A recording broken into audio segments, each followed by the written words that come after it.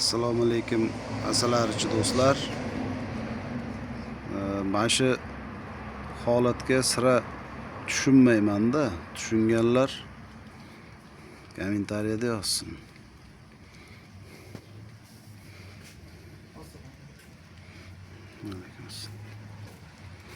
Mana shu oilamizda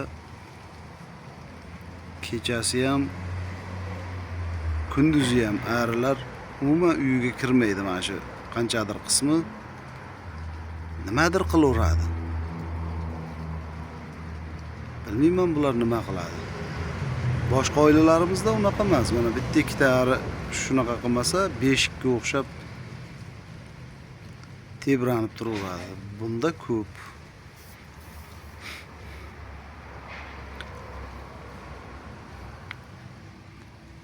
Mana ko'rishlaring mumkin. Bitta kam arilar mana shu birinchi ko'k rangli oilada. Sariqda ham ozgina. Mana bu Stalnoyda ko'p.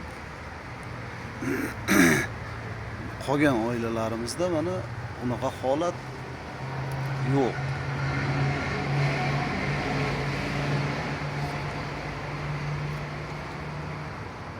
Qolgan oilalarda yo'q. Nimaga shunaqa? Kim biladi?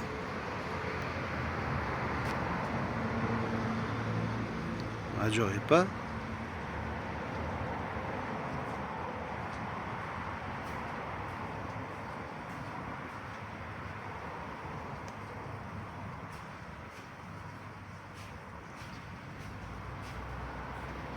Ustoz arichilar bo'lsa, kommentariyada yozib fikrlaringni qoldiringlarchi. Biz ham bilaylik. O'tgan yili boshlaganmiz-u arichilikni, lekin bunaqasini ko'rmagandim. Mana Telegramda kelib qolgan xabarlarda, boshqalarda ko'rardim. O'zimnikida hech bo'lmasdi bunaqa. Qachondan beri bo'lyapti bu? Где-то bir oylardan beri shunaqa.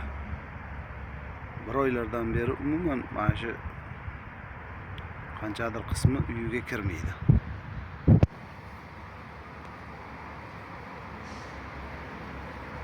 Nima qilyapti ekan bular endi?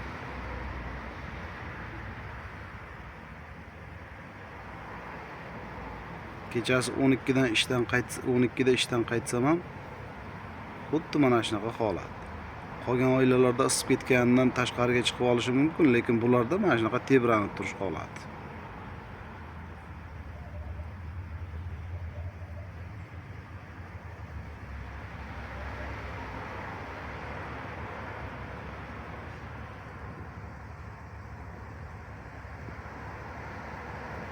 Oldida o'tlar o'sib ketgan ekan, o't xalaqit beryaptimi ekan deb o'rtashasam ham, yo'q, mana 2-3 kundan beri baribir shunaqa.